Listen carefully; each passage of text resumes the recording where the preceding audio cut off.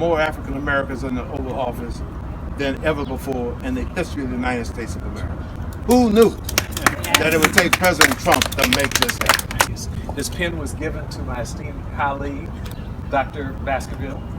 Oh, pen. This was the pen that the president signed to actually do something that many of us thought would never happen in our lifetime. And universities, executive order, very important to all of us. The group has been fantastic, many of which we were with yesterday, and really developed something very special. So thank you all for being here. Thank you, Mr. Vice President, also Mike being here.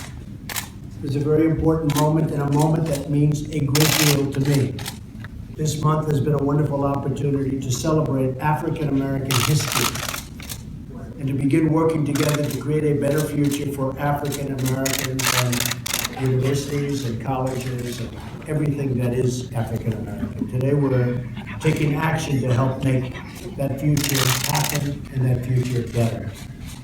Historically, black colleges and universities are incredibly important institutions, woven into the fabric of our history, just about like no other. Church is very important. If you could wave a magic wand and give your school anything, what would those top two decisions be? Well, two things. Infrastructure, as all the time minister to black colleges, and we're doing amazing work, graduating most African Americans in mathematics and applied statistics in the state of Missouri, top 40 in the nation. And so if I can get a new STEM building, from an infrastructure perspective, right, and so to prepare the future leaders in the STEM in the country, and to ensure that I have the quality scholarships to recruit the brightest and the finest in the nation to be graduates of HBCU. Then this opportunity came up because no one knew we were going to go to the Oval Office and see the president. And so I guess for some people that was okay, but that really wasn't the purpose of being there. For me, that was frustrating because everybody in that room who sat in front needed to hear about HBCUs because they don't really have a full understanding. Right. So when you have an opportunity to teach some new folks about what we do, I don't like to, because I don't know when I'm going to have that opportunity again. Right. Maybe we'll have others. They intimated that there will be a deeper dive conversation later on, and so I am hopeful that that will happen. But I just felt like we missed an opportunity yesterday. Today was a little bit more substantive. Just finished a session where we really just spent an hour talking specifically with members of Congress about HBCU related issues. And I think that we've got to be able to tell members of Congress what our deal is and how they can help us. Right. A real moment of truth in terms of substance when it comes to money. And when that happens, what do you think the odds of that are, and just in general, what do you think? I'm a little concerned because when I hear that there's going to be an increase of 9% in defense spending to the tune of about $54 billion, which if you took $54 billion and added to the federal Pell program, I could triple Pell grants for everybody that gets a Pell grant right now. At $54 billion there, we got to cut from somewhere. Right. I just know in the history, when people start cutting, they cut education. Right.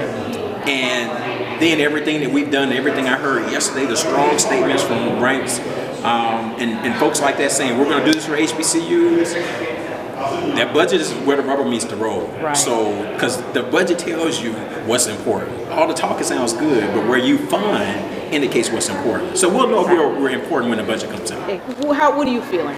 I am very hopeful. And the reason that I'm hopeful is because I don't think the advocacy ends today.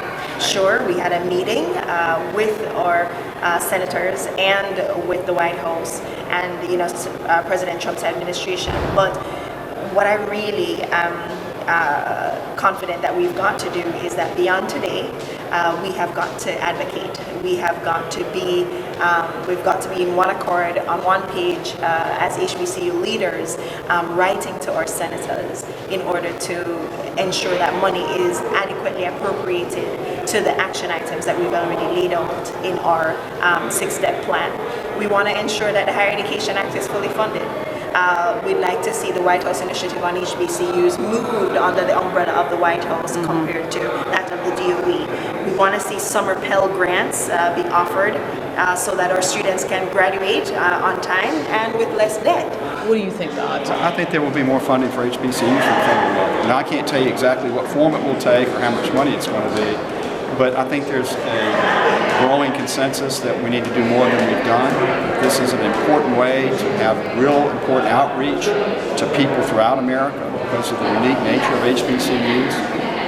I don't feel like we had President Obama's support the last 8 years. I think President Trump is sincere when he says he wants to support us, so we should take this opportunity and run with it. No, I can't say specifically what the number will be. I did ask my team and asked the members, the presidents and chancellors, when's the last time they made a $25 billion ask and what happened then, and the answer was we lost $160 million last administration.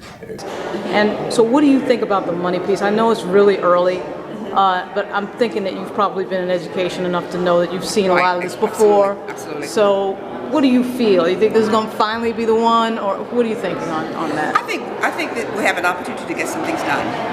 I think that it's a shared responsibility on our institutions and on the federal agencies. We have asked for aspirational goals, and we're looking at that. I know that this administration right now is working on an executive order. We've not seen that. And I understand, I have not seen it, that there will be some aspirational, there will be some goals. We can talk and say a lot of things, but it's the outcomes that's really going to be on the measurement of the direction that we're going in. Ms. Hogan, this is the Republican Congress that invited you, Republican administration that invited you into the White House. Were you surprised by that? Does it matter to you? Does it make a difference between now and the last administration in terms of? Well, I won't say it was a surprise either, because I think that there are people inside of all administrations that somehow understand that there's a whole body out there, people and institutions that need to be brought to the table. And I think there were lots of discussions there. I think there's some key people inside the administration who understand that, who graduated from HBCUs and realize that this is an opportunity. Host Lauren Victoria Burke is President managing Bill Clinton and Lauren Victoria Burke, managing editor for Politics 365. Thank you all for joining us. Perry Tenard and Lauren Victoria Burke. Joining me now are Michelle Cottle and Lawrence Victoria Burke. Thank you both for being here. 365 and the Russo.